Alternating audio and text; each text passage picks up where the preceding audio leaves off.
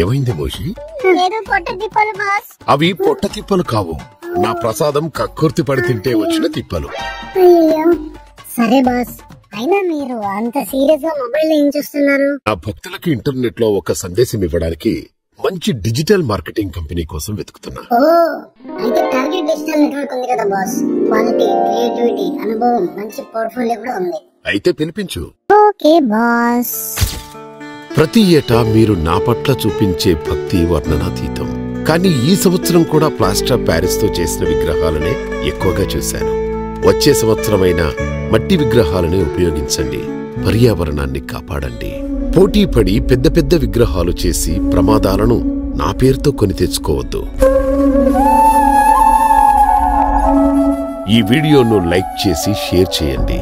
నాకు మీ భక్తే ముఖ్యం. మీ వర్క్ బాగుంది.